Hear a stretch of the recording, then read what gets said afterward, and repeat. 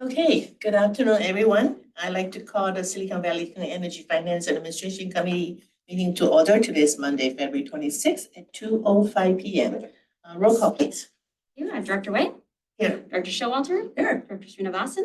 Here. Thank you. Absent is Director Scozola, but we do have a quorum of our committee. Okay, great, thank you.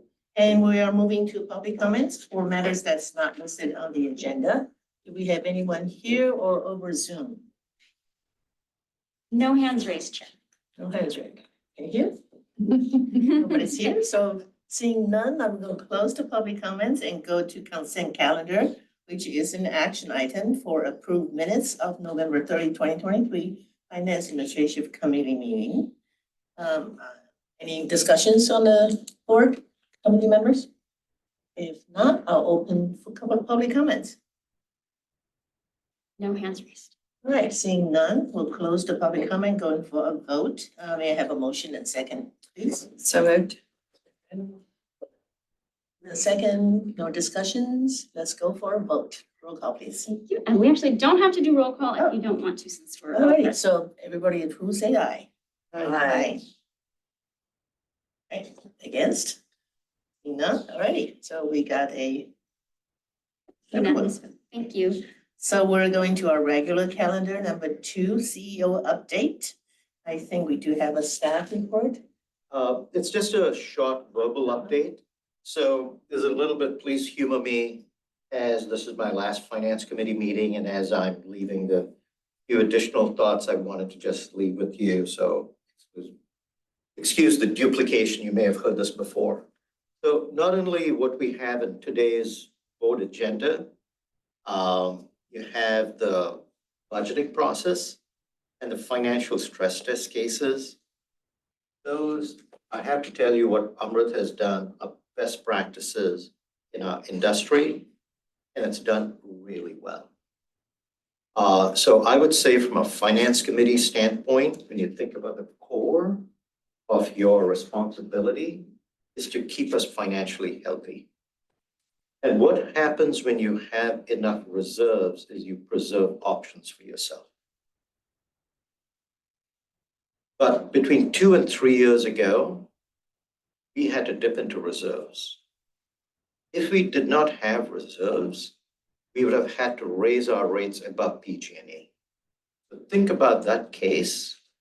If you raise rates above PG&E, residents would be talking to you because they'd be opting out, and there'd be a lot of churn in our customer base. It really, I can't tell you how important it is, especially even the last 3 years. In my entire career, someone asked me today how long I've been working in this area. It's been 34 years. I've never seen sustained high prices as we've seen in the last 2 years. Now, it had to do with COVID, supply chain difficulties, and extremely ambitious targets that California set. And that's going to continue. So when you think about keeping flexibility for SVCE, keeping the reserves healthy is really important. And when you think about calibrating that number, I'd say our budget is probably the third largest in the county after San Jose and the county. We just have a very large budget. So even though you may see some large numbers, it's all in relative to our size. So that's the bigger piece. And you also have many opportunities to set direction when it comes to our strategic plan. And underlying the strategic plan are our financial stress test cases. So I just want to make that point. I'll be making that point also with the board.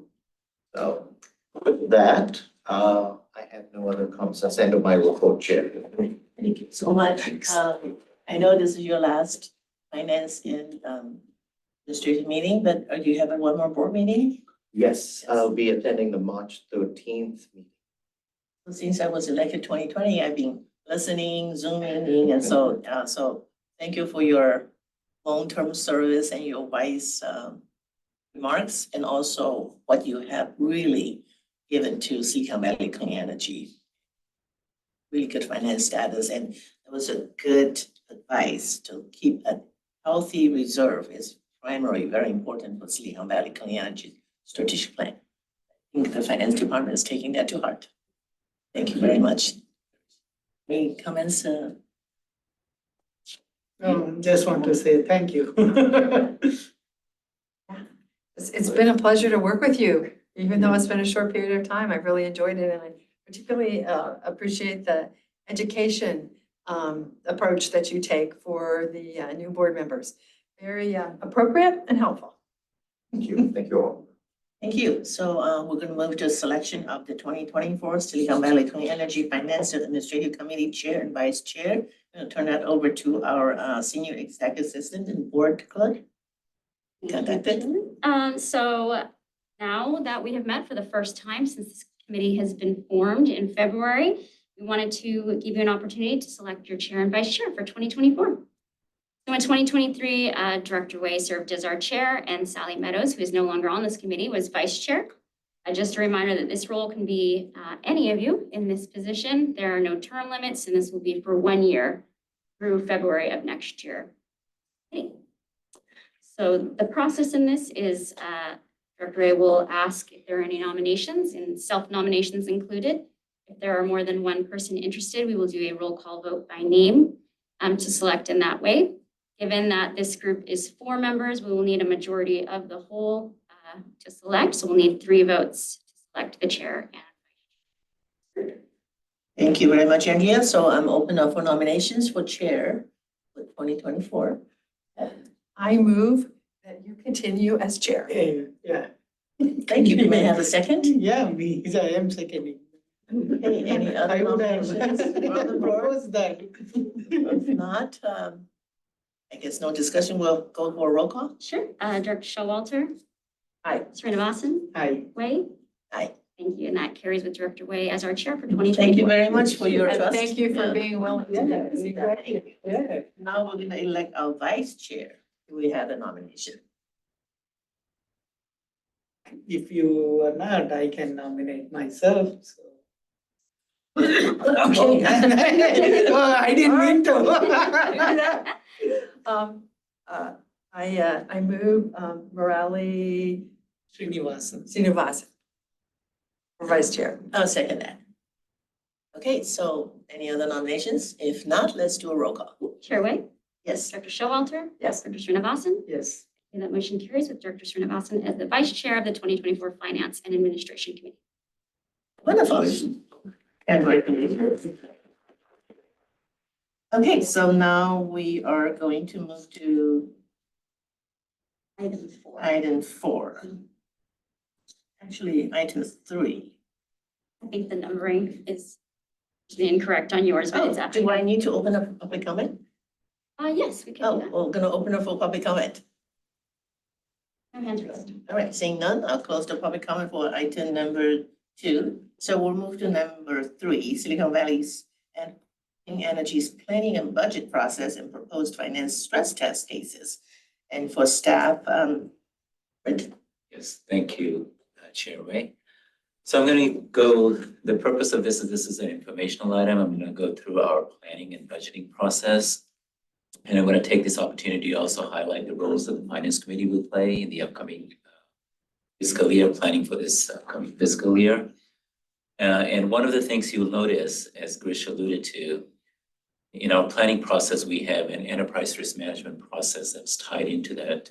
And part of that is stress testing, and I'll explain more as we get into the presentations. And today I want to propose the candidate stress test, the financial stress test. There can be many stress case tests that we can do. In particular, I want to discuss the financial ones because those are important in how we will later set the reserve targets. Grish mentioned the importance of having healthy reserves. We use the stress testing to basically help us determine the adequacy of our reserves. We will use that for next year's budgeting process. So we want to get your feedback on the proposed stress cases, financial stress cases. We'll incorporate any of those, the feedback, and at the timeline later as to what the next. And then I'll talk about, before we go into the stress test discussion, I'm going to also talk about key drivers of our financial risk. It's good to be review for some of you and maybe new to some of you, but we'll go through some of the drivers of the key financial risks that affects our budgeting process. And then we'll also kind of, it will also set the stage for the next agenda item to update to this year's budget. Okay. So with that, we'll go to slide 3. So this is a picture, a high-level picture that should paint a picture of our budgeting process. You can see from the very bottom, we start, and this is the stage we're in right now, what we call the enterprise risk management. So this is where organization agency-wide, we basically do a comprehensive assessment. What are the risks and opportunities that can impact us in achieving our mission? Go through this process, and then out of this process comes candidates for stress testing. Also, out of this will help us in our strategic focus areas when we get into that discussion later in spring. Fall. Next year's strategic focus area, it will shape that, as well as the department goal and work plan that we have. Some of those will flow in there. And then that also sets the stage for how we will do our budget for next year. I have the budgets that are in line, the areas we want to focus on. That's depicted in this picture, highlight of our process. And I'll go to slide 4. So this is sort of the timeline of next year, fiscal year 24, budgeting and planning process. So around this time, January, February, we do a comprehensive bottoms-up assessment throughout the organization. We engage all the staff. We say, what are some of the key risks facing the organization? Is within a duration of 5 years, if not longer. And what are some of the opportunities? You can think of opportunities as the flip side of risk. Same terms, but we kind of like to explicitly call out opportunities because sometimes it's easier. So we ask the staff and the organization, what are the risks and opportunities facing us? And at this meeting, as I said, out of that process comes candidate for stress tests. And what we're talking about is the financial stress test and all the other elements of the ERM, which is an ongoing process. It's not a one-time we do a refresh, but it's ongoing discussion that we have. It will shape our strategic focus and planning areas going forward. So this is the February meeting. Then the next plan meeting, finance committee meetings at least meet once a quarter. We can meet more than that as necessary. Last year we met 5 times. So the next plan meeting would be in May, and that's where we're going to talk to you about the budget frame. What are some of the parameters, principles we're going to use to set next year's budget? And then also at that meeting, we will bring back the results of the financial stress test. We'll bring back to the committee in the end. And we'll also share this with the executive committee. And then in June, we will take the stress cases, the financial stress cases analysis, and we'll present it to the entire board. And the reason we do it in June, because we don't have a board meeting in July. And in July, this is basically when staff basically prepares next year's financial or agency's budget. And in August, very early in August, we call a finance committee meeting for the committee to review the proposed budget for next fiscal year. And then also the following week of board meeting is Wednesday of every month. We will take the draft budget and have the board to review the budget and provide any feedback that they have on the proposed budget. This way, when we take the budget for approval in September is when the board, September 11th meeting budget, we would have incorporated all of the board's comments, and September 11th board meeting will be a pretty small, straightforward meeting. The board will adopt the budget and then begin the fiscal year in October, we have a adopted budget in place. Then in November, last year we also met in October because we were doing a prepaid transaction. All of that, results of which is on the agenda today that I will talk about later. But in November, on a planned basis, we will probably review the budget one more time. And you may say, why so much review of the budget? Because one of the key items affecting the budget is basically where PG&E's rates will be for the following year and where the PCIA is basically a charge that PG&E imposes to all CCAs or the CCAs within its territory. And what PG&E is basically saying, and the commission has approved, is that when PG&E was procuring power on behalf of all the customers, it made certain commitments. So they said those commitments, the financial obligations, go with the departing customer. So let's say they bought a Ford, they bought it for $80 a megawatt hour. And the price today, if they had to sell that in the open market, they could only get $40. PG&E is saying that $40 difference, CCA customers have to pay that loss because that power was bought on your just go with you. So that's in essence what PCIA is. It's a very important charge. They have a huge impact on our finances, and I'll talk a little bit more detail in some of the other slides. So that's one thing. In May, when we first start having budget discussion, PG&E will make a forecast what that rate will be for 2025. But it's a forecast, and by the time we get to November, you'll notice that the forecast will change. Market prices would have. Last year, when we did the budget in July, by the time we got to November, December, that budget moved $100 million, thankfully to the positive, where the prices ended up.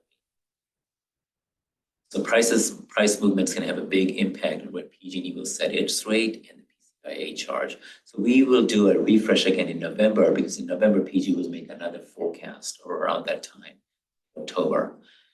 But the final rates won't be accepted by the CPUC until late December. So there's still some uncertainty there, but we should have good rates by November. So in the December board meeting, so we'll meet in November as a finance committee, we'll do a budget update.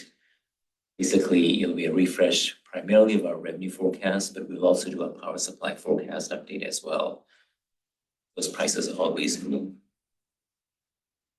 So in December, the board will present an adjusted budget. And in February is what we're doing now at this meeting for the current fiscal year and for the next fiscal year. February, we'll review the media budget, which the board will then adopt in March. In a picture, at least we'll meet 4 times, if not than that, if there's that. Okay. So now a little bit about the enterprise risk management framework. First, I want to make a distinction between enterprise risk management and stress testing. Stress test, if you remember, made news last year. If you remember the banking crisis, Silicon Valley Bank, one of the failures of that bank was they didn't do adequate stress testing. They didn't do stress testing. Interest rates were in a low interest rate environment, right? For a long time, interest rates stayed very low, but they should have done a stress test. Hey, what if interest rates known? They'd done that stress analysis, they would have been in a big financial problem. We deal with interest rates in our investment portfolio, but we deal with power prices. They're even more volatile. Energy prices are one of the most volatile commodity prices out there. So prices can go up and down all the time. We're in a very volatile time right now. So in stress testing, what we do is we look at what are some of the extreme cases, extreme but plausible. What if prices were to go up? What if prices were to drop? Notice my upcoming discussion is really the price drop that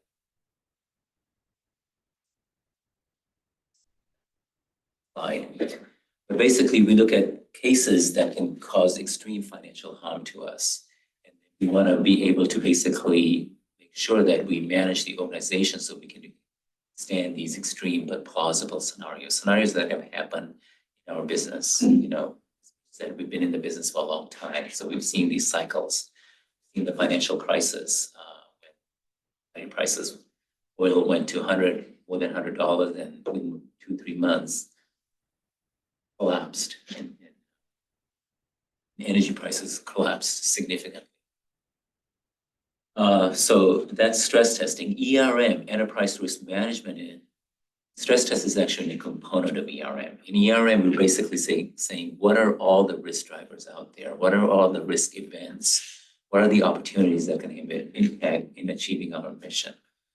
Comprehensive bottoms up approach that we use a metric to say, okay, what risks are more important? What opportunities are more important in terms of our mission? Not everything is of equal importance. Working on something, we're not working on something. You always have to prioritize what moves the needle the most. So it's a framework that's commonly used in the industry to say what are the most important risk events we should be planning for so that we can achieve our mission efficiently and optimally. Okay. Go to slide 6. I'll give a little more detail, and your staff report had an appendix that explained a little bit more details on each of these components. So there are 3 main components of the ERM framework. One is a risk register, basically a registry of what we as in staff have identified as risks and opportunities that can have significant impact on our mission. Then we have a risk matrix or a risk rubric, and what here is how we're trying to prioritize that. And again, this is using subject matter expertise. We basically look at two dimensions here. We say, what's the frequency or likelihood of the event happening? And if the event were to happen, what's the consequence of the organization? Something that happens a lot, very often, that may have small impact on its own, but if it happens a lot, it can be significant because of the frequency. Something that rarely happens, but if it happens, have a big catastrophic impact. Also, but something that happens rarely and has not much of an impact, you know, for most part, we're saying we can prioritize down those risks or opportunities. Then stress test is basically he's taking a step back and says, what is that perfect storm? What is that scenario? If those events were to happen, you know, could have an extreme impact on us. This perfect storm, but in still using our subject matter expertise to say that these are still plausible scenarios, things that can happen, or from our experience, we know that they have happened. So if they were to happen, we want to make sure that we're basically have adequate means standing there. In our case, when we talk about financial risk, it really is about having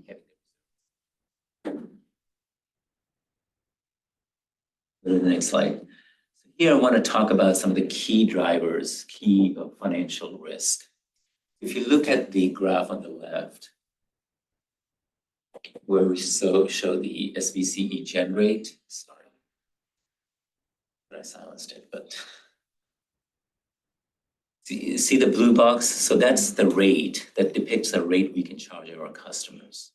That times the sales, basically our revenue money that we're bringing to the organization. You can see on the top, we've got the PG&E rate. So that's sort of, we want to be competitive, PG&E. We have a lot of, 2/3 of our load is commercial industry, very price sensitive. PG&E were cheaper, they would go to PG&E.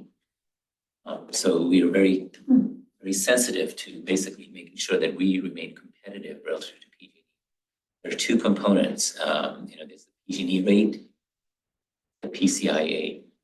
PCIA is, as I said, it's an exit fee our customers pay to PG&E. So our rate combined with the PCIA has to be below PG&E's generation. Green arrow there is sort of that target discount we want to give. So if the solid bar there were to come down, PG&E's rates were to come down, see the only lever we have is the blue box. Our rate and therefore. The orange box were to increase, the PCIA charges were to increase, and the blue box would have, our rates would have to come down. So if PG&E rates come down, if PCIA goes up, basically our revenues come down. Call it headroom. So that's the depiction in this slide. So PCIA goes up, our revenues, and rate comes down, our revenues. Concerned about that scenario where PCIA goes up, rate comes down. Now the next slide, well, what can contribute to that? So the biggest contributor is actually market prices. If, as in my example, I said PG&E bought resources for $80, and if it were $40, trading at $40, they would charge us that $40 difference between bought and what the market's trading. But on the other hand, if it's trading in a premium above $80, we actually get that benefit. It can go negative, and in rare instances, it's for some CCAs, it did go negative. In very recent past, when prices have gone up quite a bit. But one thing to realize, okay, so prices go up, PCIA comes down, right? Out of the money, resources, the money. If prices goes up, PG&E's generation rate actually will come down. The reason is when PG&E sets its rates, for right now, 2024 rates, they've set their rates very high generation. It's based on market prices that they're expecting this year to prevail. So basically, energy prices trade in the market. They look at the forward energy prices of rate, and they look at the prices. CPUC basically uses that. It's a methodology set by the CPUC for what prices in 2024 would be. That price is high. If that price is high, then they have set a high rate, 2024. But if prices in 2024, actual prices in 2024 actually comes down, that means they are over collecting more than what they forecasted their cost to be. That actually sits in a balancing account, which means for next year's rates, healthy balance that they've collected in their balancing account, they will have to refund to their customers. Their rates will come down. So when prices come down, PCIA goes up, PG&E's gen rate also comes down.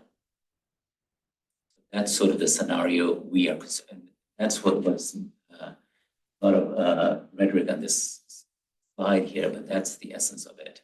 So even if we look at this year, see this in the case when I present the mid-year budget, this year's rates look good and not fully bank it. Because part of that is because PCIA has been set low, the prices tends to come down, which is what's happening right now. That means next year's PCIA, they're going to say, I under-collected PCIA, CCA. Pay me for this year's, what I'm projecting for this year, plus the under-collection previous year. On their rates, they're going to tell their customers, I over-collected. Rate down. That's basically brings that bar down and brings the size of their. Basically, that means our revenues next year would have to go down. Prices come down. But that's a key financial risk, and that's what I'm showing in this diagram here on slide 9. So we look at two sets of prices. We look at 2024 prices, how the actual prices this year will be, affect their balancing account, PCIA balancing account, and their generation rate balance. It also will depend on where 2025 prices are trading at. So if 2024 prices comes down, forward prices come down. PCIA will go up, PG&E's generation rate will come down, and our revenues. This is a scenario where we're concerned. prices were to go to an extreme level and drop significantly, put us in the situation where our margins. Okay, now, so this is a good financial picture to have here. There's layers of complexity here, and the complexity has gone up recently. So when we talk about prices, what prices am I talking about? The energy price for the energy. Then there is the RA price, resource adequacy price, capacity price. California ISO basically wants a certain amount of capacity to always be available. So you have to separately contract for capacity. Capacity prices are at a record high level right now. Then there's the RPS price, the green energy price. So we used to think of that as a premium we tag on to the energy price. And obviously for dirty energy, you're going to pay less, brown energy. Right? Clean energy, you're going to have to pay a premium, renewable energy. Usually that used to be around $12, $15 a megawatt hour. That right now has gone. Some of the recent quotes I've heard is actually more than the energy price, underlying energy price itself, $60 to $85 versus $15. So that is increasing the complexity of this. Energy prices at any given moment in time is very liquid. Just think of it like stocks. If you want to say what is Apple trading at, look at the stock market exchange and you can see, same way we can look at energy prices. Energy that I can buy now for delivery next year, I can look right now and say, okay, what is that trading at? RA and RPS prices are not as liquid. So in setting prices, like when I talked about rate setting, again, this year's actual prices, next year's forecast prices for energy, the commission will make PG&E use the forward prices, the prices that are trading at that moment in time. For RA and RPS, they actually asked the market participants for almost about a 2-year look back period to say, what prices did you actually pay for RA and RPS delivery in 25? It's based on a CPUC survey. It's not a market derived number. And that's part of the uncertainty we had when we set our year's budget. When we first set it in September, we said we were only projecting to make 7.7 million or so. We set the board, we were being very conservative because we don't know where CPUC is going to come back with RA and RPS prices. We could be conservative as much as 100 million by our estimate. Sure enough, when November came and the CPUC, that's the time, October is the time when they issue the so-called market price. Have an indication of what next year's prices they're going to use for energy as well as RA and RPS. Those prices came in significantly higher than we had budget, and so that swung the budget 100 million. So right now, the market dynamics is such that energy prices are coming down, which we're concerned about, but RA and RPS for the most part are still high. But again, we don't know what that benchmark, the CPUC, is going to come up. A lot of uncertainty there. So having that picture in mind, going to slide 10, financial stress tests. What we started with a lot of stress tests that I put in the appendix. We looked at cases where prices go up, prices come down, we looked at load departures. What we found is that if prices were to go up, actually our financial picture goes, you stop doing that stress analysis, stress cases. And for the reasons I explained, right? Prices goes up, rates go up, CIA comes down. Prices were to drop significantly. That puts us in a very difficult position, balancing account impact. Because PCI, if prices come down, PCIA go up, PG&E's rates will come down because they would have overcollected the money. So our stress tests that we've been doing and using this scenario to assess holding adequate reserves is dropping prices wherever the market is trading at. We always build a distribution of prices, volatility in the market, take sort of the tail and low tail, that 5th percentile or 1 percentile prices from that distribution and say prices would go at that low level, what would that mean for us? That means our negative reserves will go, our margin headroom would go negative. Want to maintain a 1% discount for money from the reserves. To date, we have run the business below, always at a discount. PG&E lost money, we decided to keep it percent discount. So that's a scenario we plan for. Supposing that we continue with that financial stress case for this year as well, because that's still the case for us. Now, one question you may think of and ask me is, if prices come down, doesn't your energy purchases cost come down? Doesn't that offset it? Yes, it does. But the problem with that is we hedge our energy, right? So we lock in our prices. So some of the energy costs will come down, but it doesn't come down as much as a loss in revenue. So that's sort of a problem there. So that's the stress case we were proposing to the committee, and we're open to feedback. The stress test we've done for 2 years and used it for reserve planning. Still the relevant case for us. Then again, for this year, one other stress test that we've started to model is, we know there's a lot of uncertainty about load growth. What about electrification? Our mission is to electrify, urbanize our communities, and we know that's happening in California. By 2045, everyone has to be clean. What's going to happen to our load?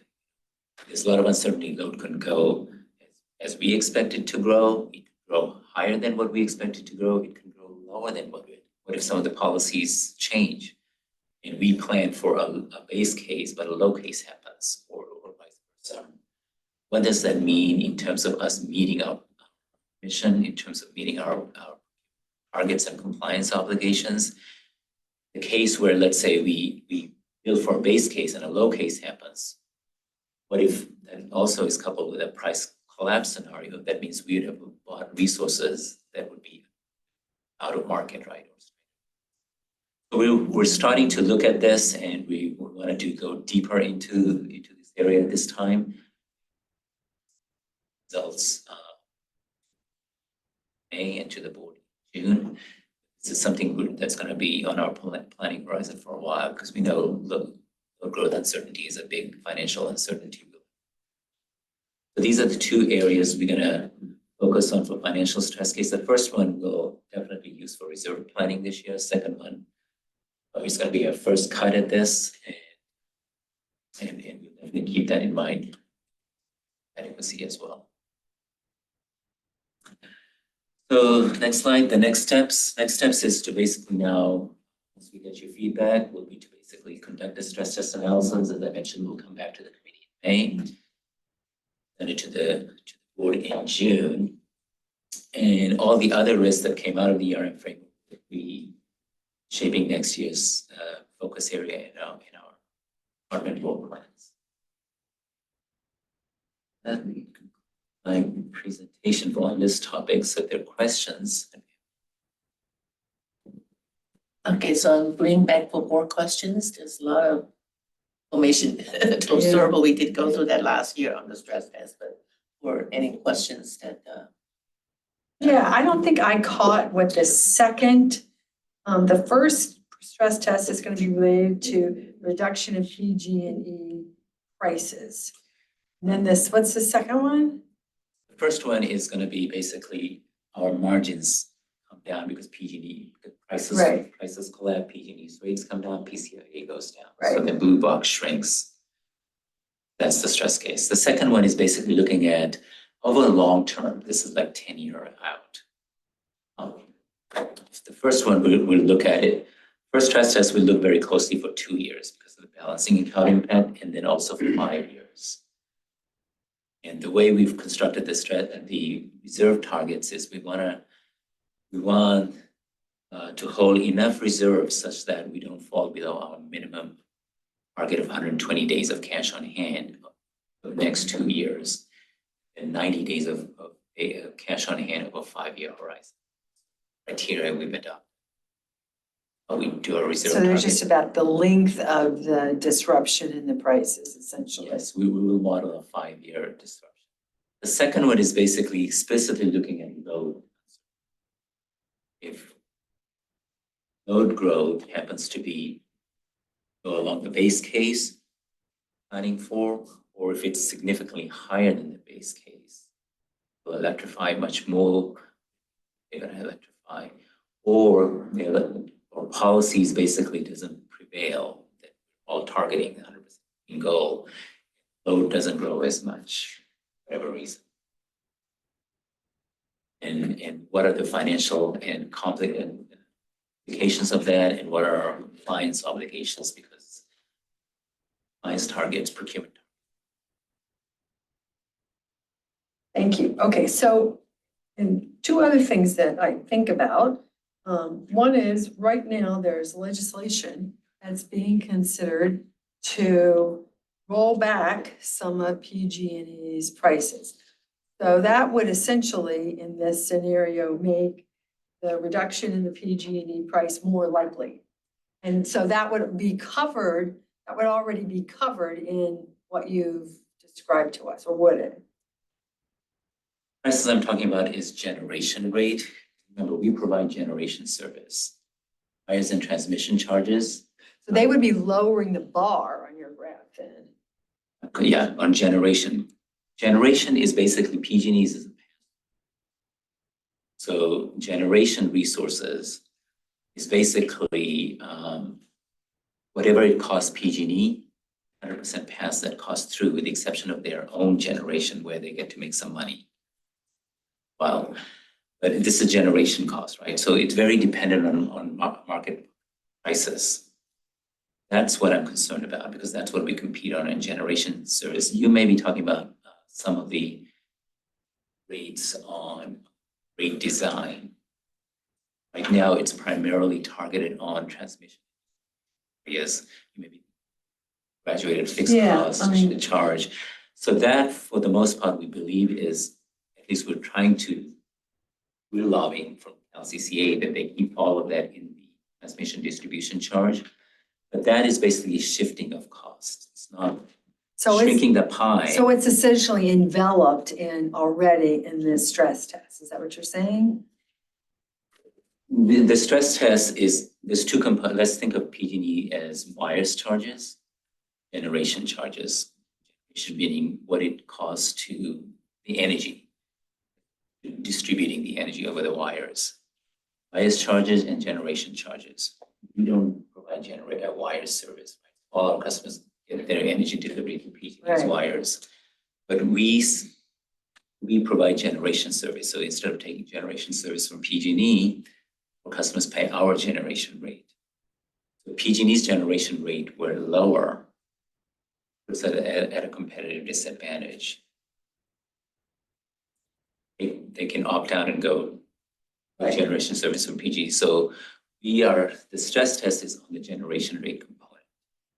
What if prices come down, PG&E's rates come down and PCIA goes up? So that's that first stress test. Now, what you're hearing a lot in the media is the rate design, primarily around the wires charge. And even the wires charges, let's say there's a pie of dollars they have to collect. A lot of the discussion right now is how much should that be in a fixed charge versus volumetric charge? It's not so much about shrinking the pie. I think the pie would be if the mission were to disallow.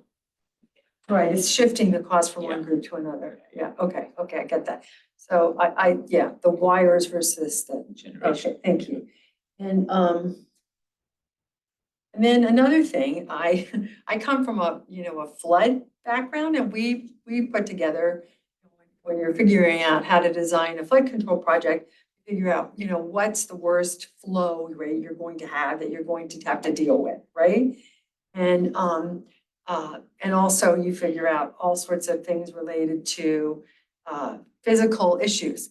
Like, what if we were to have a huge volcanic eruption and we would have a nuclear winter that would cut off solar generation for months at a time. You know, this doesn't really deal with that at all. It does. It That's does, your- okay, That's okay. your stress case, Yes. that's relevant to water plant. You just gave This a is stress our case. stress case, yes. So you described a stress case that you're planning for. And what I described is financial stress case, among other stress cases we're thinking of in the ERM framework. This is a financial stress case, like in your case, a volcano happens or clouds out. For ours, Asteroid it's- hits, it's Yeah. not likely. maybe the same things happen, but prices collapse. We're concerned about the price collapse. So it's the same thing, it's a stress case. Like in the banking example I gave you, you know, the Silicon Valley Bank, they should have stress case. What if interest rates went down? You'd think a bank would want to plan for that. But that's what they didn't plan for, right? The environment fundamentally changing on them. They would have realized they would have had a lot of losses. Well, they also didn't seem to plan for the fact that people can withdraw their money in a second over the internet, whereas, you know, in the 30s, when those laws were put forward, there wasn't that kind of response available. That was hugely different.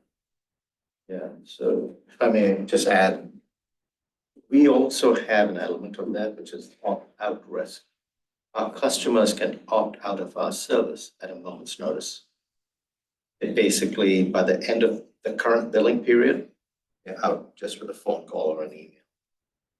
I really think what you said, analogizing flood control, that's exactly what we are doing here. The outcome, we can come up with different scenarios which result in an outcome on prices. So it could be major transmission lines going down for an extended period. It could be demand in other states for hydroelectric has gone up so much. They don't have any to sell to you. Exactly, and suddenly we're in a demand supply shortage. Load could increase dramatically. So there are many worst case scenarios we can come up with. At the end of the day, we also look at history of the price volatility of various things, whether it's war in the Middle East, this, that, how has that impacted prices? And so we look back at historical prices and volatility and model that for the future. And in addition to that, you know, our goal is not just to be fiscally solvent. I mean, it's to be fiscally solvent because our, you know, our greater goal is to reduce greenhouse gas emissions, right? And so that's the other thing I was thinking with respect to this is how is this kind of a stress test related to our ultimate goal of reducing greenhouse gas emissions, except for that it generally keeps us healthy. It Yeah. allows us to do that job. Yeah, so if you look at that second, third slide.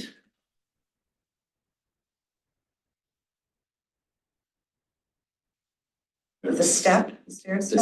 steps, yeah. Okay. We've got our mission on top. That's what we're concerned about. Financial stress test basically make sure the organization can financially survive. If we're not around, we can't. We have to have the funds to serve our mission, have the funds to provide clean air. That's what financial stress test is. But then there are other risks in the ERM framework and in the strategic focus of planning that can derail us from that mission. So this is not all the risk we're talking about. Here, at the finance committee meeting, we're talking about just proposing the financial stress test that we're going to use for reserve.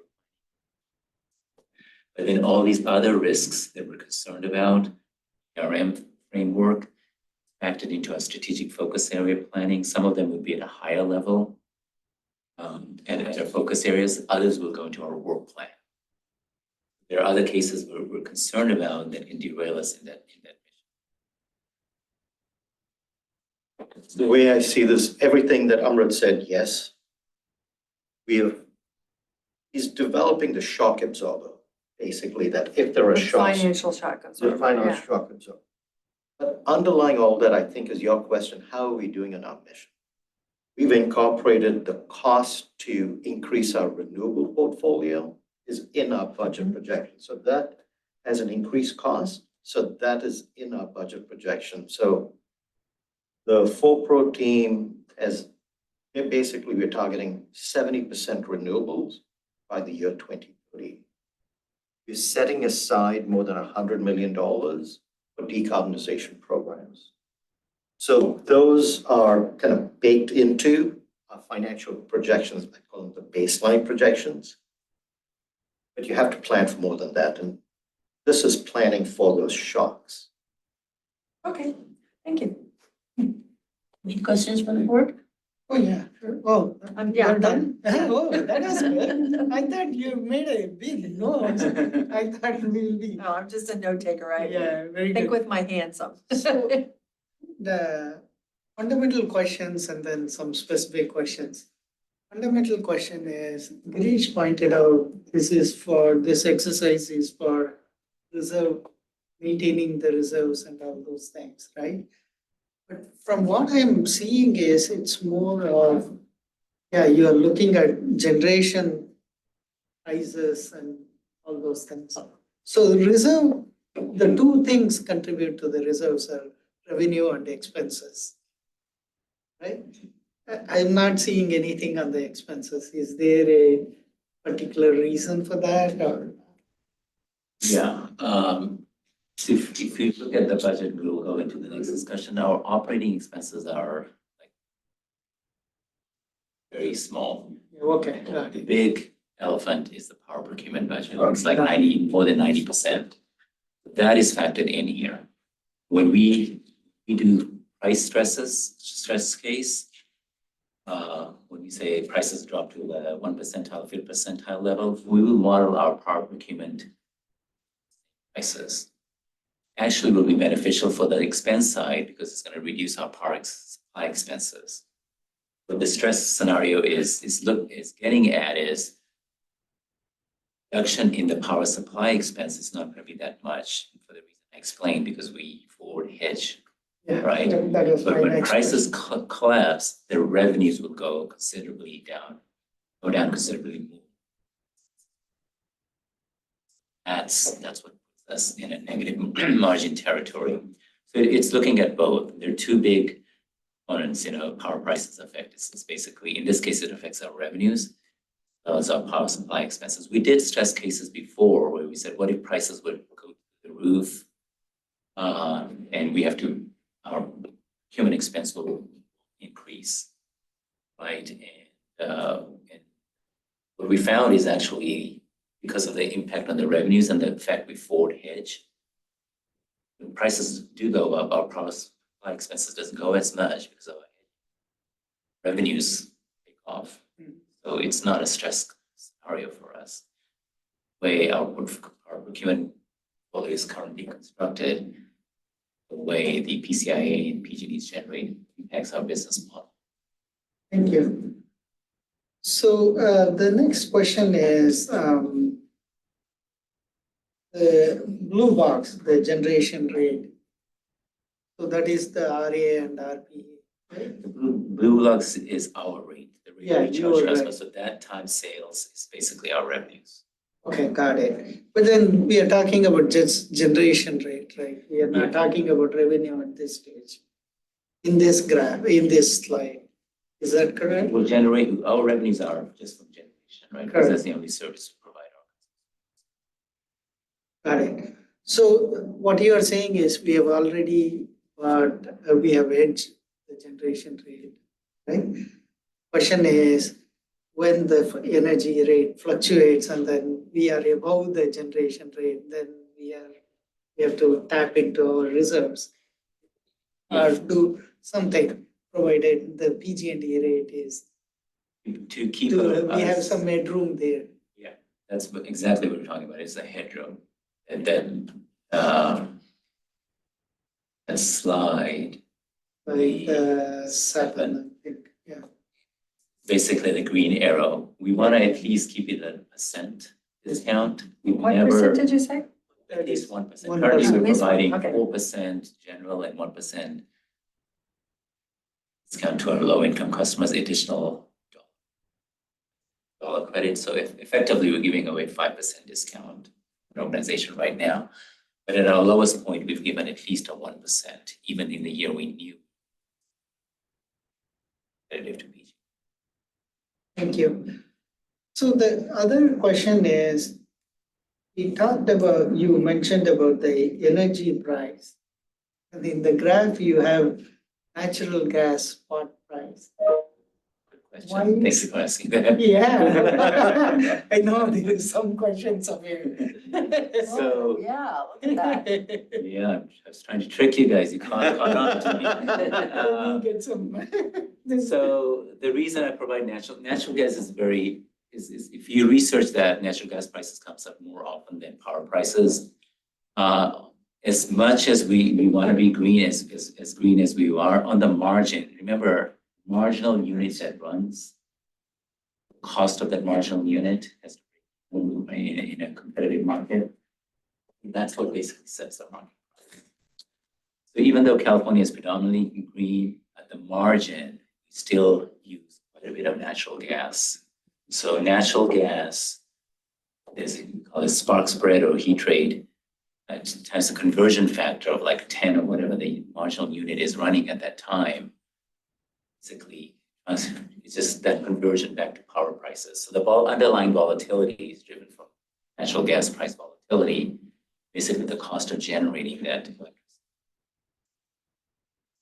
So if you look at correlation between natural gas price and power prices, they're almost perfectly correlated.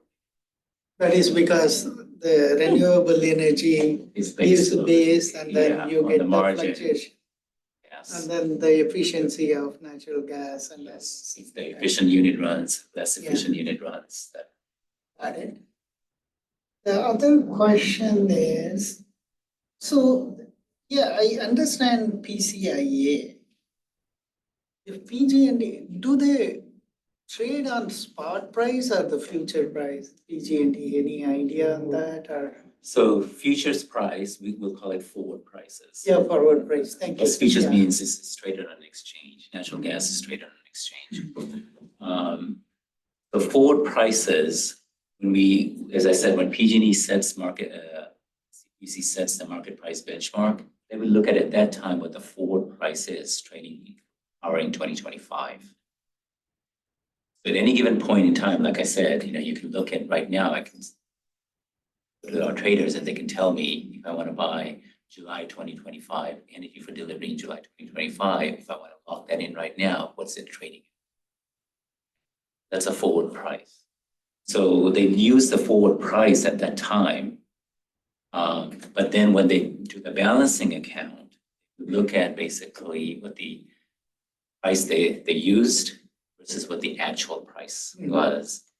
So if the actual price ended lower than what they used, that means they've over collected. And they will say, okay, yeah. The other way they can bring the rates up. PCIA, basically price goes down. That means generation, the assets were more competitive. They would have to basically face next year's PCIA. Got it. Yeah, this is, SVCE generation rate is kind of future hedged rates, right? That is, you've already bought for next few years. And then. For the most part, yeah. It's not whereas- perfectly, we have a stair-step hedging program. Correct. Find in our energy risk management policy, which is also available on our website. So that stair step is basically pretty conventional in the industry. More in the near term, less in the 5-year out time frame. On a rolling basis, we forward hedge. So we don't take a position on energy prices. Prices are whatever it is. We don't speculate. It's not basically lock in based on that hedging strategy. Got it.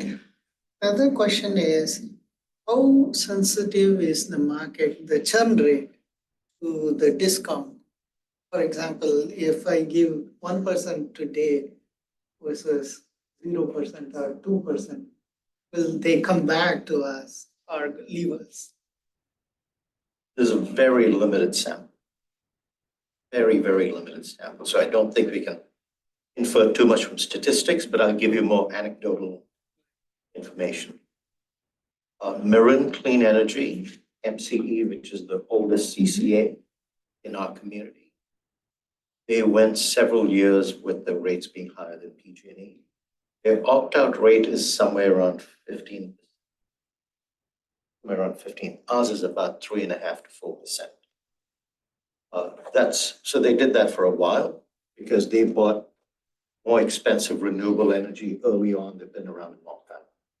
Closer to this time frame, the city of San Jose's CCA was formed about a year or so after us. And at one point, they just came in at the wrong time. They raised their rates to, I think, somewhere between 6 to 8% above. And they had very minimal opt-outs. So what they did, they provided another product, a cheaper product for customers too. Yeah. It wasn't as clean, but it was still kind of competitive. So sense right now is if you go above PG&E's rate, you're not really good. Yeah, Giant opt-out. Especially it's situational. One distinction I would make with the CCA is we larger CNI. That's a great point, yeah. That is more price sensitive. Yes. They do, but most commercial What is customers, CNI? commercial and industrial. Oh, So residential customers are not gonna that's my next pay so question. much attention to the retail rate, right? Yeah. They're not gonna say, Yeah. That's a okay, very good point. you know, Yeah, yeah. but commercial and industrial customers. In fact, one, ESCO directors at one point said, one of the customers came to him and said, we're gonna switch back to PG&E because your rates are higher. We're like, no. They had heard, because they have accounts in multiple CCA territories, some of the other CCA going above PG. That's what we're concerned about. And then over time, you know, it will erode your value proposition, right? Right. It's not so much the near term, right? We want to have a good history. That Yeah. People can look back and say, That was clean, my. cheaper, Right. Yeah, that was my next question on the commercial, for example, Google Cloud, or if they switch over, for you to get back that account would be very, very Yeah. difficult. yeah. Anyway, thank you. Those are my questions. Any more questions? So basically, thank for the very complicated wide varieties analysis of the stress test. And my question is, who is doing the stress test? Us in the finance team and Karen Monica's team, which will be Chris Van Vector's team, power supply. Great, so in May, we will know the stress test and we'll look at the results. the worst scenario and make have a lot of One of resources. One of the worst financial scenarios, as I said, there could be many extreme cases and. Understood. So if I may add something. And Amrit says this all the time, you know, the risk register underlies our strategic planning efforts. Yes. There are two ways of looking at the same thing. You can go bottoms up, which is kind of what we're doing. We're looking at natural gas prices. You can even do it top down. We need to do both. So if any of you have these, well, what happens if this scenario comes up? Like the nuclear winter scenario. I mean, literally, this is very useful to us because frankly, the board and staff should be talking about this. Okay, well, the other one you should be talking about is an earthquake. That's the other one, a really big earthquake. I mean, like in the water business, Yeah. we plan to have no connection with the outside for up to 3 months. Mhm. And that means that one of the things we discovered, I mean, the water business takes care of the infrastructure itself, like we don't take care of the wires, PG&E does. But one of the things we discovered is that we needed to stockpile pipe. The Santa Clara Valley Water District, we have, I think it's about a mile or a mile and a half of pipe that is buried on site because we're not going to be able to get water pipe Yeah. if there's a big earthquake. Everybody, Perfect. so there's stuff like that, that, and I would imagine, as we transition to having more localized grids, that sort of consideration will be, I mean, how big is the grid that we're really connected with that has to be functional for everybody to have the power they need? This is very good. So this is exactly what I'm kind of looking for. Just come up with those scenarios. And I think what we'll do is this becomes part of an ongoing conversation. Frankly, this is a years-long conversation. This in, think about it. I'll just toss out another one, which is very baddish maybe, and in the news, it's the impact of AI on our load, Oh, for example. You know, the computing power and the data centers, how does that impact our Yeah. load, or things like that. So some of these may not go anywhere, but we just capture it. We capture it in the risk register. It's on the landscape. We may not do anything about it in the coming year, but we've captured it. And there's certain risks that we can actually see and model. But the whole idea of the risk register is identify it. Have the conversation. And we have natural disasters in there, a business continuity plan. Really talking about AI, City of Santa Clara, which was the largest data centers in the Mhm. world, is looking at that. As their load will go through the roof. NVIDIA is right there, by the way. right, so thank you very much. Now, if there are no more questions, I'm gonna open up to public comments. Any public comments? One question I had, sorry. So year to year, those parameters won't change, right? Or there might be some tweaking in, but then the base, Which parameters? the stress analysis parameters are. Change the level of prices will Okay, change got it. and the portfolio composition. And we use a consultant's model on how they model PG&E's generation rate and CIA. Those are black boxes we don't know. They use a lot of public information. What that portfolio would look like, and it's a pretty good model. A lot of information on the public. And we take that model, put our own prices in.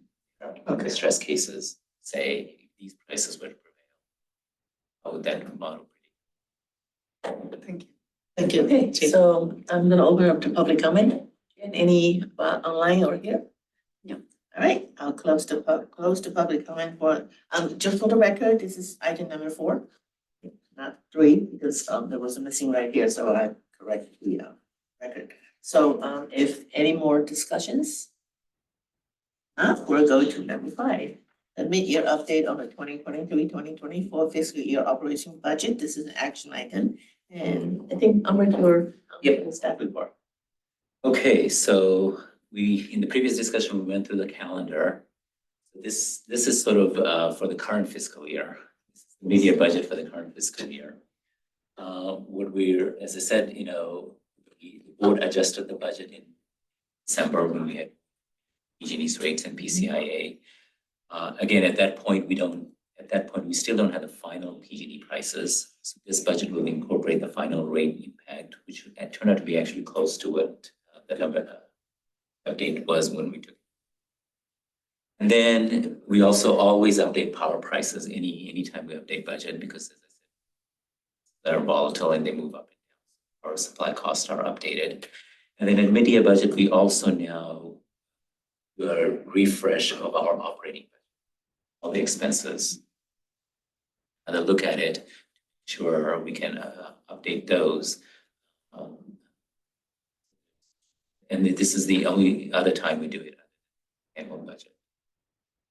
So today I'm gonna very quickly review that timeline. I'll talk about the highlight of the changes since the budget was adjusted in December. Go to the key line items, and then we'll look at the 5-year reserve projections, and they will provide an update on staffing. Some headcounts since the last budget to the board. During the changes, we'll ask you guys to recommend that the board adopt this at the March.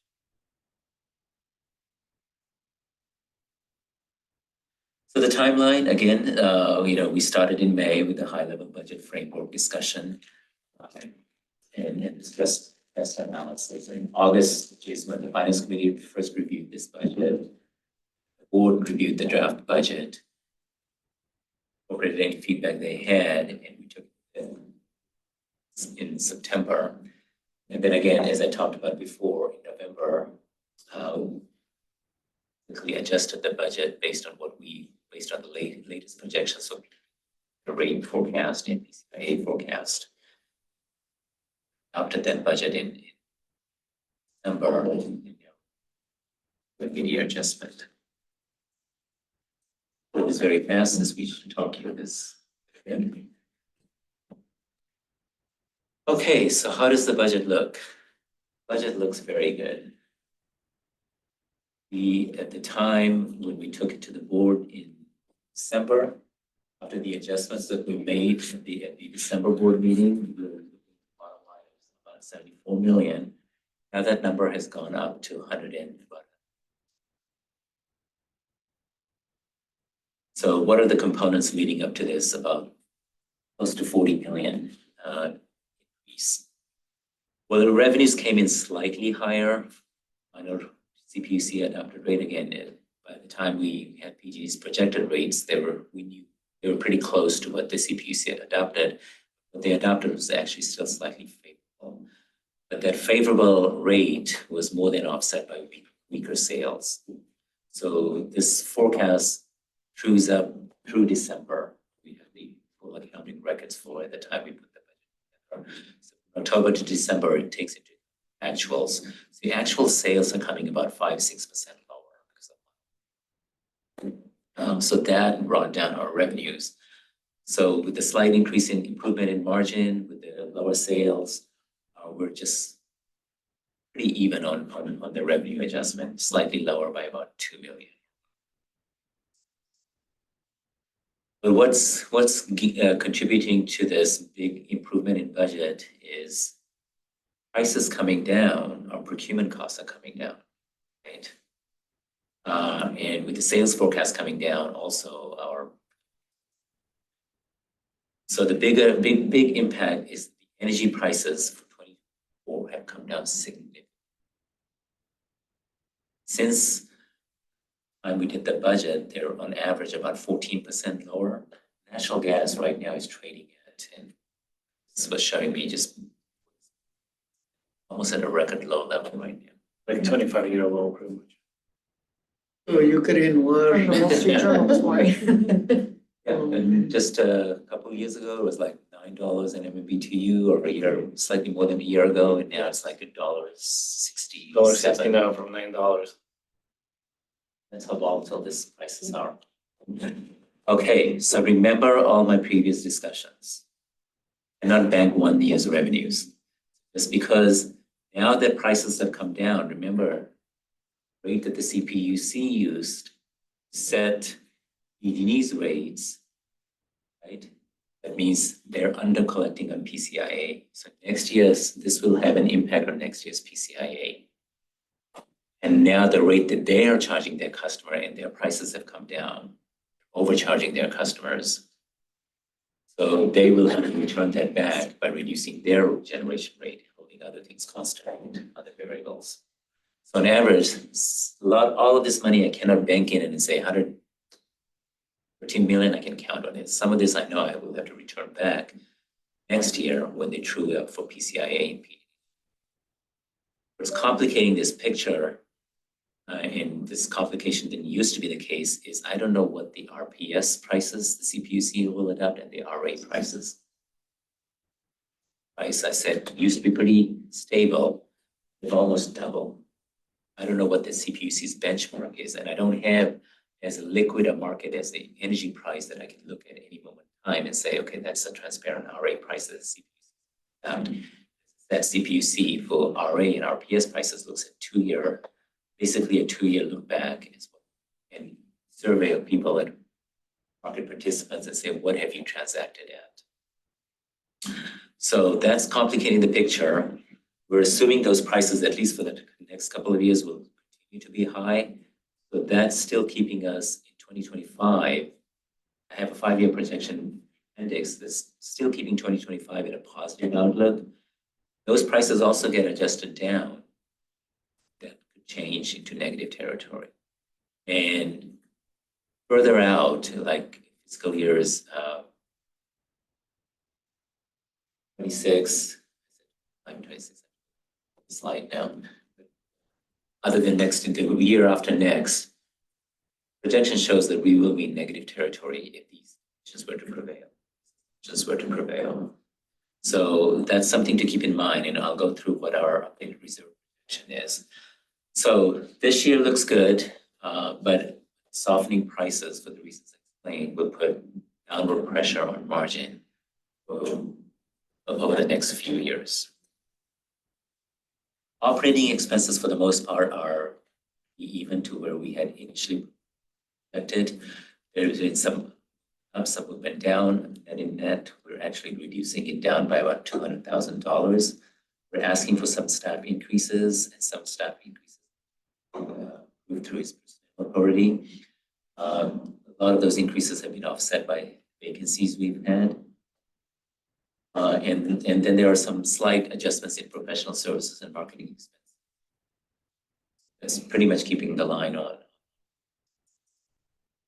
Our investment income, we're increasing the target by about 6.4 million because interest rates have remained high. That's helping with the investment strategy that we pursued. Bottom line now. That's sort of the highlight of the budget. Good year, softening margins, future years, onward moving. Next slide, I show a little bit more in detail of this year's budget. The budget the board adopted in December. The big driver there in circle is the power supply expenses. That's the key movement down. Revenues are pretty much flat. Expenses are pretty much flat. Non-operating revenue, that's additional investment income and we expect to make from higher interest rates by about 6 points.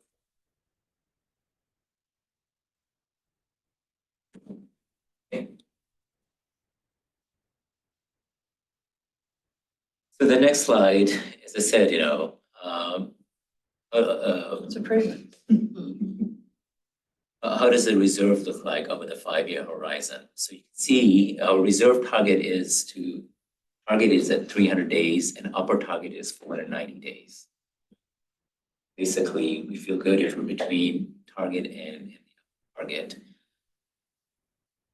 And we're projecting, if things prevail as we're projecting here, we will end the year with 367 days of cash on hand. So 67 days above our target, but below our maximum target of 490 days. And this includes funds that the board has allocated towards building fund and programs. We don't spend the dollars, they still count towards the reserves. The second set of bullet there says, what if we were to take those out? So we had spent the building fund and so we had spent every dollar in the program. Then our reserves on hand actually right now, instead of 67-day, actually would be 4 days of and by the end of this September. And you can see fiscal year 25, 26, 26, 27, the reserve targets dropping. That's because we're projecting that the margin in those years actually will be losing money. Next year still stays high, a positive territory. It's supported by this RPS and RA prices. Those prices tank, then that will also come down. And the projection has come down close to about 45 million. Projecting in the time frame, they're higher. Next slide, I'll give an update on the staffing. So at the time we put the annual budget together, we were budgeted for 58 full-time headcounts. This budget will bring that headcount to 62. And 3 of the 4 increased positions were actually have been approved by Fish using the CEO Personnel Authority, and that's for council, senior program specialist to further program office offerings, and we're also looking for a board clerk. By additional board now that hundreds are promoted and moving on to higher other things. And then in the budget, we're actually asking the board to approve one more headcount in our programs area. As you know, our programs is increasing, the funding has increased quite a bit. But the traction there, we have to basically drive adoption rates. Getting them to basically utilize the programs and further develop more innovative programs. So that's there. In fact, that position's already been approved by Grish, that's why it's moved. The additional positions, that we're asking for in this budget is an associate power analyst position. Additional headcount. That's to basically support our procurement complexity with all these PPAs coming online, price movements, prices, the complexity of the portfolio is much higher. Additional support there. So that's the walkthrough from the last budget of 58, where this budget would take us to 62. Would approve this budget, they will effectively one additional headcount beyond the 3 that Grish is. So that's sort of the update I wanted to provide. There's a lot more details in the appendix. I can certainly go through them if once, but in a nutshell, this is in a very good financial year. Softening prices will put pressure future years. We may be saved by high RA and RPS prices. If they were to soften, that could also more negative territory. The next steps again is we will do stress test analysis. Back to this committee with the stress test analysis in May. And then we will actually start working on next year's framework of that budget in May with the committee. Bring that draft of the next year's fiscal year budget to committees and review in August, early August. Very limited time to call that meeting. Because the following week we have the board meeting and we want to review it before the budget. No committee or board meetings in July, so please keep that in mind early in August, and maybe out here we'll circulate that time. And then after that, board will review in August meeting. September is when the board will adopt the just in time before a new fiscal year begins. And that's the summary before the committee takes a vote. I'd be happy. Questions you have on the budget? All right, let's open up for questions. Any member questions? Yeah, All right. okay. Hey, great presentation. Now I understand the operating expense, it's less than 5%. So it's, I wouldn't say nice, but at the same time, it's not, yeah. So the question I had was very simple question. Personnel, associate power analyst, what do you budget? Is it 300,000 or 400,000 or how do you? No, this is a lower level position. Our Gia who's online. Basically, we look at the market, where the market is and what we've had recent hires. So we have a true feel for where the market is for these positions. We also benchmark with what other CCAs are offering for this position, and we fine tune. We generally go with a broader range, wider range, depending on.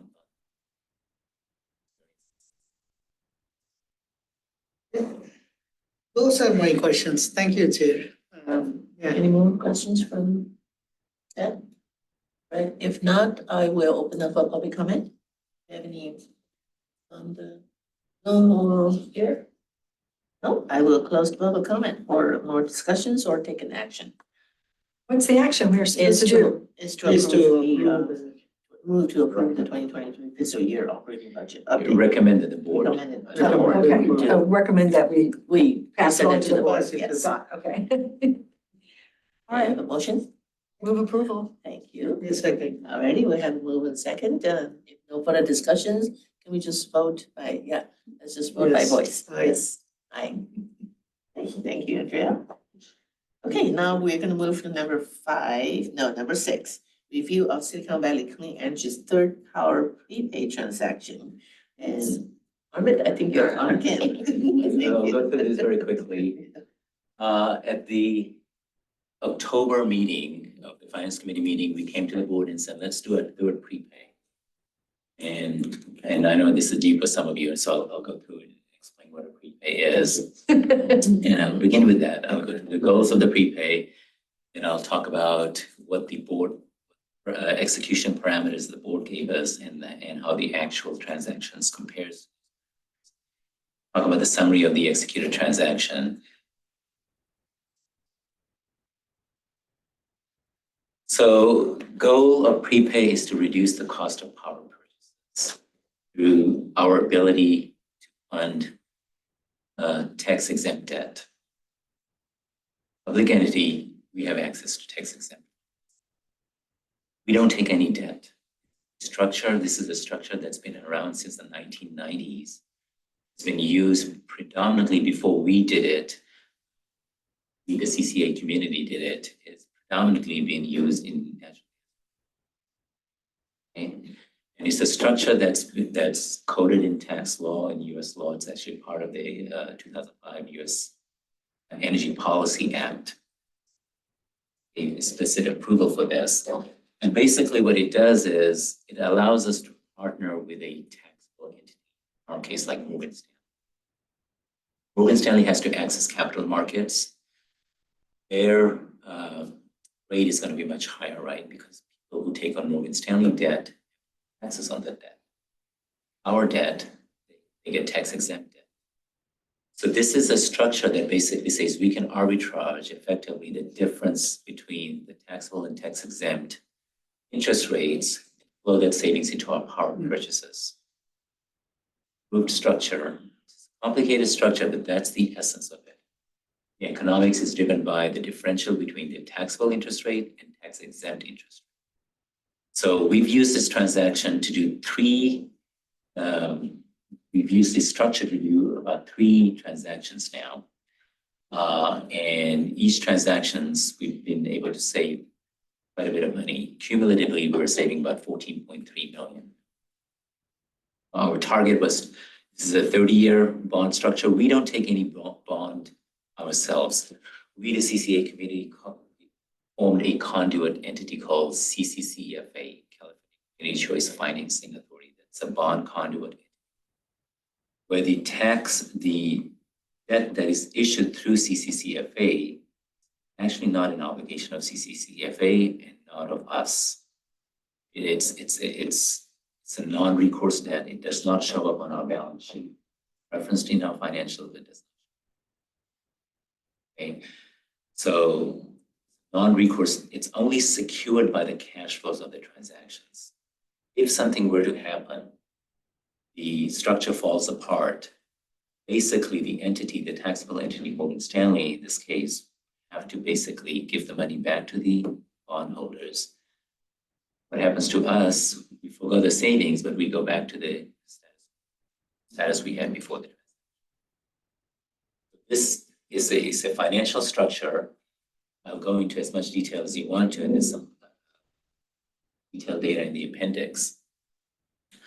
But the structure allows us to basically funnel or pass through our purchase commitments already executed or in the future will execute this structure. Basically route then energy around in this structure, IRS checkpoints, basically get the same power at about a 10% discount that we otherwise would. That's the essence of it. So when we went to the board, we said we wanted, slide 4 now, that we're going to issue bonds that's not going to exceed about 1.5 billion for value. And it was going to be contingent on at least achieving 8% savings at the time for the power supply that will be contracted.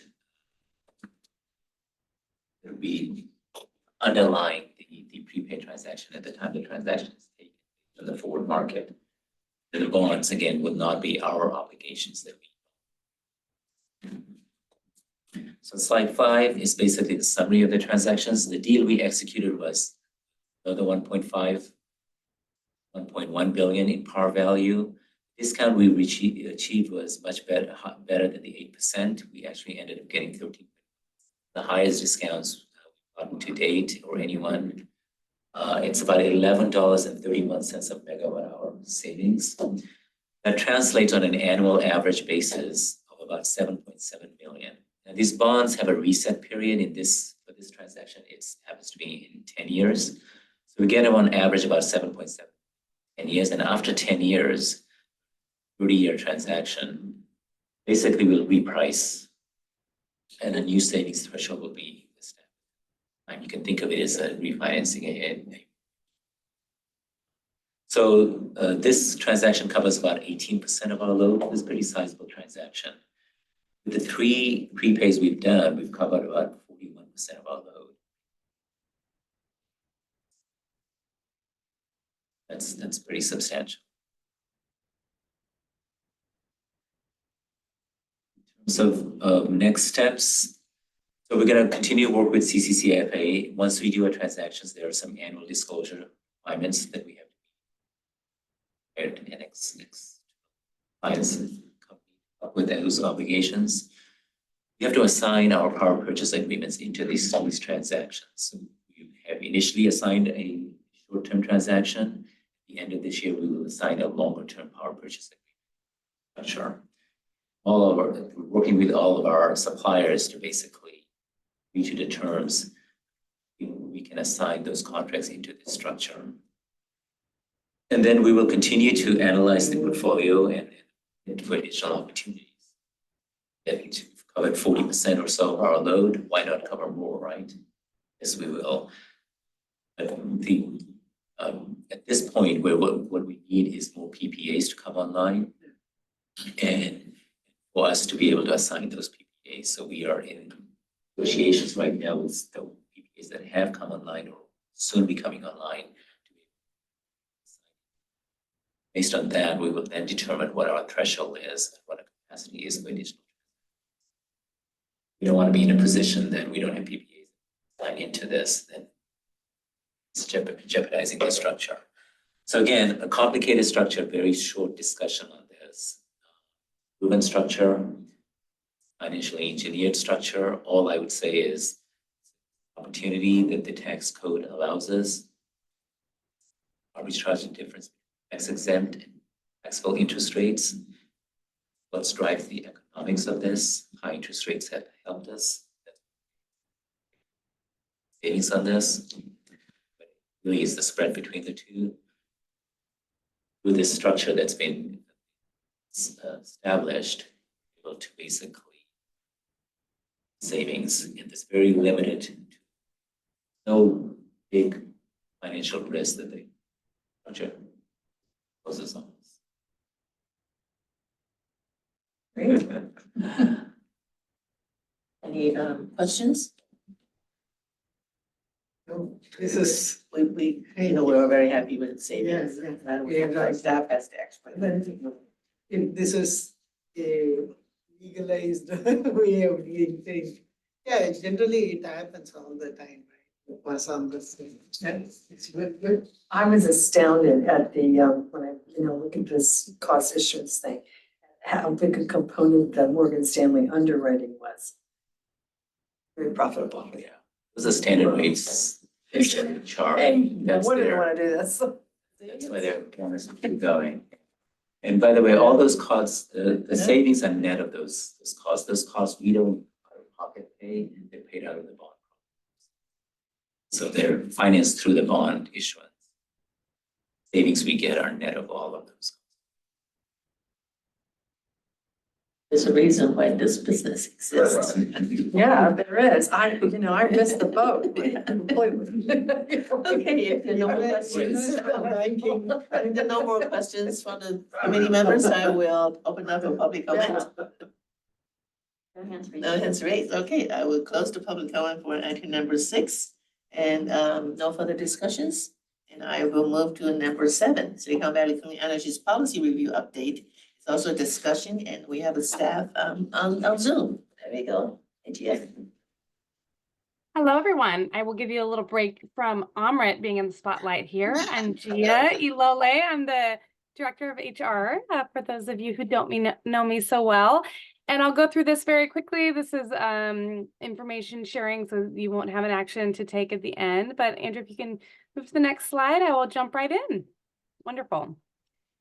So we wanted to chat a little bit about our policy maintenance, and we have developed a project that is really about making sure that we are keeping our policies up to date, ensuring that those policies are doing what we intend to do there by ensuring we have good business practices, that those practices are transparent to public and to the board as they need to be, and that we're also setting a cadence to make sure that we're reviewing these, revising these as needed, and ensuring that we are providing time and space for our staff to do that.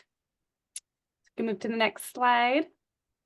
Just to kind of give a little background of where we are right now, this is where we are with our policies. We have 48 total policies broken down in a few different categories here, obviously a lot in finance, some in HR, quite a few in IT. And that gives you a little perspective for the next slide, which is how we compare with other CCAs. So you can see here we are with our 48 here at the top and some of the other CCAs and the other policies that they have visible to the public here. And so I'll move to the next slide. And, you know, of course, that kind of begs the question, we have so many policies. How many policies should we have? And there's a little spoiler alert here that it's a bit of a trick question. It's not to say that we have too many policies. It's to say that we need to have the right policies, right? So there's no magic number to it. And just because we have more doesn't mean that's necessarily a good or bad thing. But we do want to take the time to review what a policy is and how many we should have. Policies by nature are documents that we want to make sure are doing their purpose at that high level, mandating, specifying, prohibiting conduct that is really related to the institution's mission. And, you know, these are typically at the board level as a policy, some things that define risk and really our agency's mission. So some examples there are energy risk management, stuff around procurement, our financial reserves, our customer confidentiality. Those are good examples of what we want to have at the policy level. We can move to the next slide. But there are a few other documents that are important to our business continuity, and I just want to share these with you for perspective as we move through this project, looking at the policies that we have available. There are documents that we need for business continuity, including standards. So those aren't at the policy level. Policy level is meant to be transparent to the public, meant to be something that the board, you know, adopts, has kind of a low level of detail, but a high level of risk, financial impact, customer impact associated with it. Standards are the next level down, and that's really that's the staff level. CEO can kind of delegate or approve those. And that's really for the transparency to the workforce, and those are for business continuity. Still may be a mandate or prohibition, but at the staff level, something that is a little bit more accessible to change, making sure that we can update our operations as needed to do our jobs. And they're really at the operational level. And then below that are procedures, which are much more detailed and very indicative of how we're going to define those standards, how we're going to update, you know, the means, the process, the technology that we're going to be using to carry out the details of that. Again, at a staff level, may change quite often. We go to the next slide. So a little breakdown, and this is just a little bit of example detail around it. This is not meant to be a true categorization, but just to let you know how we're starting this project here. We're looking at all these policies we have here, all 48, and starting to take an initial review of what should be a policy, what here, you know, might be something different from a policy. You can see I have some highlighted in some different colors, which is just truly for an example to walk through. So something like an investment policy, that's probably something that should remain at the board level as a policy, a high level of integrity as far as board buy-in, as well as transparency to the public, probably important for some of those things. But if you look at some of the ones that are highlighted in the darker blue, you can maybe imagine that those might not be policies, right? If we think about a fitness reimbursement policy, that's probably not something that at the board level we need to have transparent to everyone. It's probably something that might change as our benefits change annually or more often. And that's something that's truly under the delegation of the CEO. Same thing with our IT policies. Certainly should have a policy over IT, but we also don't want to have it transparent to the public exactly how we maintain our cybersecurity, et cetera. So some of these things we think as we further review them with this project may not be policies at the policy level, may need to be standards, may need to be procedures. We don't necessarily need to have transparent exactly how we keep our passwords private on our website. So we're looking at those. Again, this is not meant to be a categorization. We'll get to that later, but just some examples. You can go to the next slide. So again, just to kind of give you a level set of how these play out. And again, we haven't recategorized anything as of yet, but you all know that we've given the CEO the personnel authority to make decisions as they have to do with HR and business needs there. So the personnel authority is, well, not a policy, it's a resolution. It's at the board level. Below that, at the standard level would be something around how do we define benefits? And that's at the CEO's delegation. How do we have a standard around recruitment at the CEO's delegation? And then below that, the procedures. How do you get a cash in lieu for benefits if you don't need benefits? How do you get a fitness reimbursement if you're going to have a fitness reimbursement? You know, what is the process for a recruitment incentive? Those are procedures, and again, much more detailed and less transparent and more apt to change. If you go to the next slide, another example sort of in the IT realm of where we think we'll be going here. Yes, we should definitely have some kind of a policy on IT that would be at a high level, make sure to hit the important parts of risk there, but at the executive staff level, CEO level approval, that's where we'd start to get into a little bit more of the nitty gritty about what's our IT standard for a plan, what's our information systems use standards, and then below that, truly, what are the procedures that make sure that we use the right tools and technology and allow the business continuity to make sure that we're doing those things in the proper way that we need to. Next slide. All right, so for our next steps, we just want to share that we're starting this project. We are in the midst of a review. And at the first glance, and we haven't gotten into too much detail here, we're imagining that probably those 48 policies, upon our first cut of review, they may become something more like 21 policies. Some of those other policies may become standards. They may tie in together into the employee handbook or something more at the standard level. And some of them may truly be procedures of how do we actually accomplish the things that we need to do to maintain our business operations. Next slide. So as we do that, what we'll be doing is revising these policies.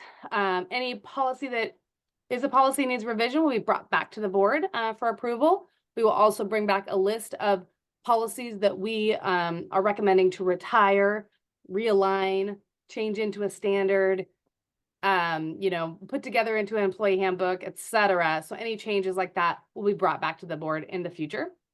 And then most important, we will continue to have a cadence to review these regularly. Upon our first review, we're thinking most likely we'll do it annually, but we'll give you a recommendation on that. Some policies may need to be reviewed more or less regularly as we get down to which of those are staying at the policy level.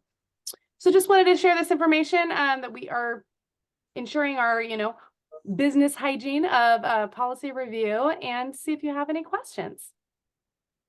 Thank you very much. So I do have a question is the origin of, I want to thank Girish for actually bringing up the last time, because Silicon Valley Clean Energy is a growing organization. So we really need to have our policies set and then so that we can grow accordingly. I have a question is, does the audit committee audit policies? Because in the city, the audit committee is sort of this part of their risk assessment policy and procedures is part of their audit. Does our audit committee does anything about policies that see places where policy needs to be, like GL said, new policies put in or things inadequate policies to support operations? Not as broadly, the audit committee tends to be a lot more focused on the audit than the financial audit. When you look at this, it's kind of like all the committees have a stake in this. For example, the executive committee, you see some of these are like delegation of authority to the CEO. Finance committee has some kind of overview on it. So So what I meant was the audit report, the people who audit us, do they use, they put it on, okay, because the cities, they do policies, is part of their audit. External or internal Yeah, audit? right, internal audit. It's internal. Internal audit, So yes. internal audit, Yes. we don't have internal audit. Okay. So internal audit will do that. We have external auditors, their job, their focus is on financial integrity of the financial statements, and they will look at accounting Procedures, policies. policies, okay. Yeah, but not so much all of these detailed internal, Right. that's more of an internal audit. I think that's a great, we're starting to do that, and I remember our conversations. Yeah, I think maybe you can just see it at some point. I don't think we're nowhere close enough, large enough to have an internal auditor.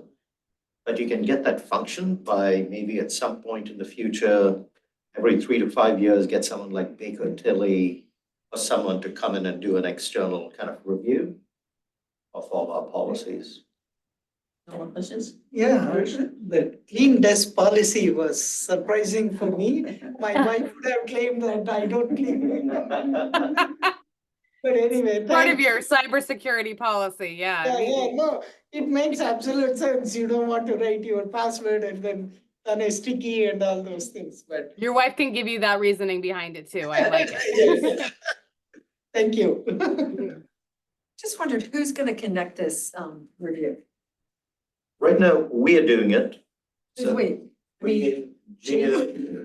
involved, Amrit's involved. So we basically have gone through, so all the policies will have an owner.